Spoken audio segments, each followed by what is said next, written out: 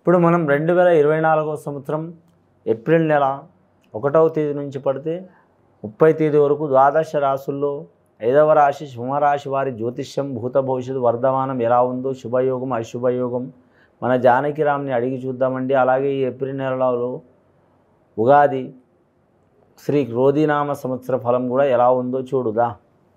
అంశం యోగం బలం సింహరాశి వారి జాతకం చూడు. జానకిరామ్ చదువు విద్య ఉద్యోగం వ్యాపారం తరించిన కార్యం సంసార బలం సంతాన బలం విద్య బలం ఉద్యోగ బలం కార్యబలం అనుకున్న పని చేసే పనిది గృహబలంది వాస్తుబలంది అనుకున్న పనిది చూడు.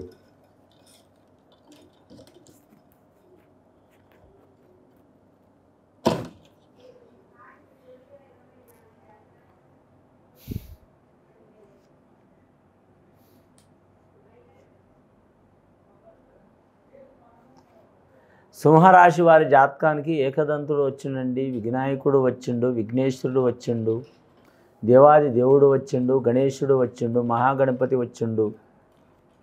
21 నామధేయాలు ఉన్నాయి. అలాగే 108 నామధేయాలు కూడా ఉన్నాయి వారికి. వారి జాతకంలో సిద్ధి బుద్ధి వినాయక స్వామి వచ్చిండు. ముఖ్యంగా సింహరాశి వారి జాతకంలో చూడాలంటే రాజయోగం చాలా వరకు ఉంది వారి పేరు మీద. వారికి ఎన్ని చిక్కులు వచ్చినా చికాకులు వచ్చినా దరిద్ర బాధలు వచ్చినా అనుకున్న పని అనుకున్నట్టు సాధించేటట్టు వదిలిపెట్టరు వారి జాతక బలానికి. ఇక ఆదాయ వ్యయ విషయంలో చూడాలంటే ఆదాయం తక్కువ ఉంటుంది, ఖర్చు ఎక్కువ ఉంటుందండి. కుడి చేతుల్లో ధనం వచ్చేది కనబడుతుంది కానీ ఎడమ చేతిలో ఖర్చు అయ్యేది కనబడదండి. చూసేవారు అనుకుంటారుగా సింహరాశి వారికి ఏమైంది, బాగానే సంపాదిస్తారు, తింటారు, బాగానే ఉంటారు, తెల్లపుల్లగా ఉన్నారని అనుకుంటారు కానీ ఎవరి బాధ వారికి తెలుసు. వారి ఆత్మ పైన పరమాత్మకు తెలుసు తప్ప ఇతరులకు తెలియదు. వీళ్ళు ఎక్కడ పోయినా దొంగల పోయినా దొరల పోయినా తక్కువల పోయినా ఎక్కువల పోయినా మంచుల పోయినా చెడుల పోయినా కోర్టుల పోయినా కేసుల పోయినా రాజకీయంలో పోయినా ఎక్కడ పోయినా చివరిదాకా పోరాడే యోగం ఉంటుంది. వీరు ఒకసారి ఓడిపోయినా కానీ ప్రతిసారి ప్రయత్నాలు చేసి లాస్ట్కి గెలిచే ఛాన్స్ వరకు మాత్రం వెయిటింగ్ చేసే అవకాశం ఉంటుంది వీరికి. వీరికి ఓపిక ఆయుధం ఉంటుంది, పౌరుషం చాలా ఉంటుంది, తొందరపాటు ఉండదు. కానీ వీరి జాతకానికి రోషం ఉంటుంది కానీ బయటపడరు. అలాగే మాత్రం కష్టం ఉండదు వీరికి. కానీ వీరు మాట్లాడే టైం వస్తే మాత్రం సుత్తి లేకుండా సూటిగా మాట్లాడతారు. అలాగని తొందరపడి మాట్లాడే గుణం ఉండదు వీరి జాతకానికి. వీరి జాతకంలో చూడాలంటే మాత్రం పోరాటంలో శౌర్య గుణం ఉంటుంది వీరికి. పోరాటంలో మాత్రం క్షత్రియ గుణం ఉంటుంది. కరెక్ట్ శాస్త్రంలో మాత్రం బ్రాహ్మణ గుణం ఉంటుంది. కానీ ఆలోచన శక్తులు మాత్రం మేధస్సు చాలా ఉంటాయి. అన్ని రకాలుగా ఉంటుందండి వీరి ఆలోచన, ఆల్రౌండర్ ఉంటుంది. ఎవరిని తక్కువ అంచనా వేయరు, ఎవరిని తీసి పడేయరు. అయిన వారిని నెత్తిని తీసుకోరు, కాని వాళ్ళని తీసి పడేయరు. అందరు నా వాళ్ళే అనుకుంటారు. డబ్బులు ఉన్నాయి కదా మురువరు లేవని బాధపడరు. ఉన్నా లేకున్నా ఒకటే రీతిలో ఉంటారు. వీరికి ఎక్కడ పోయినా మాత్రం కీర్తి పుంజుకుని ఉంటుంది వీరి జాతకంలో.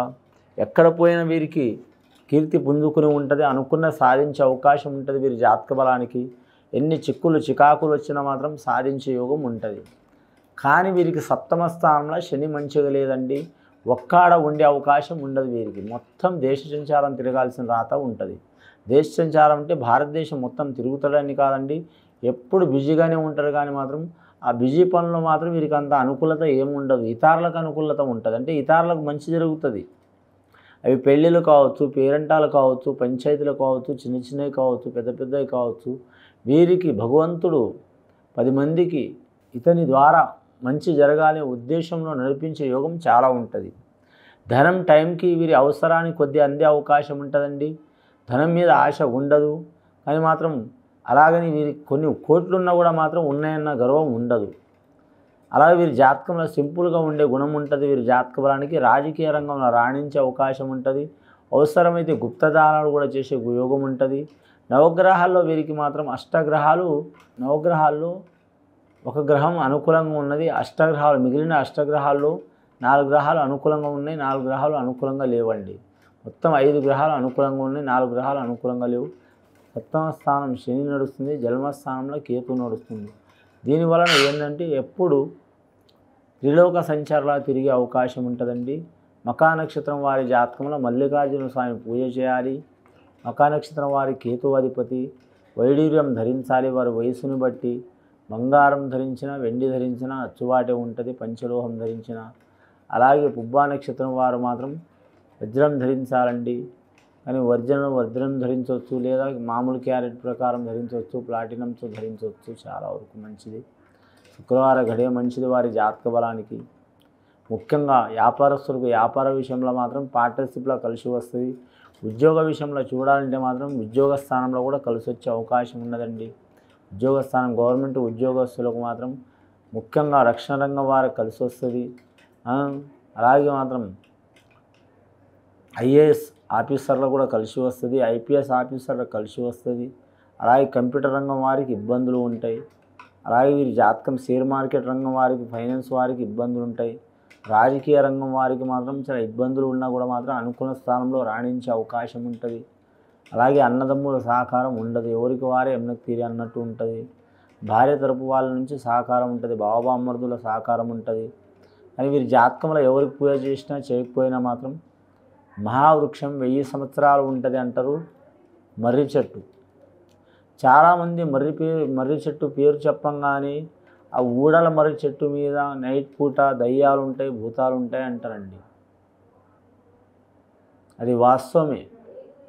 ఎందుకంటే మర్రి చెట్టు మహావృక్షం అంటే మాత్రం చాలా వరకు మాత్రం వంశస్థాన యోగబలం కొన్ని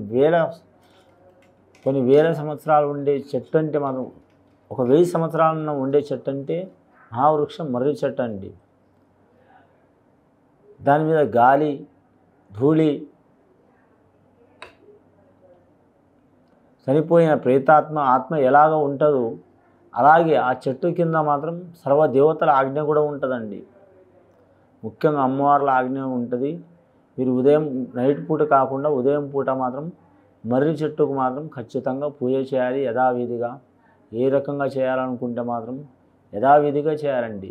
మనం మామూలుగా ఏప చెట్టును కానీ రావి చెట్టుని ఎలా పూజ చేస్తామో అలా చేస్తే వాళ్ళ వంశానికి అభివృద్ధి ఉంటుంది, కుటుంబానికి అభివృద్ధి ఉంటుంది. అలాగే అనారోగ్యంలో ఉన్నవారికి దూరమయ్యే అవకాశం ఉంది, ఆత్మబలం పెరిగే అవకాశం ఉంది. వీరి జాతకం సంతానంలో కలిసి వచ్చే అవకాశం ఉంది. వారు ఏ వృత్తిలో నడిచినా మాత్రం జయం ఉంటుంది. అన్నదమ్ముల అక్క చెల్లెలు ఎక్కడ పోయినా జయం ఉంటుంది. నమ్మిన వారి సహకారం ఉంటుంది. అలాగే వెండి బంగార విషయంలో కలిసి వస్తుంది.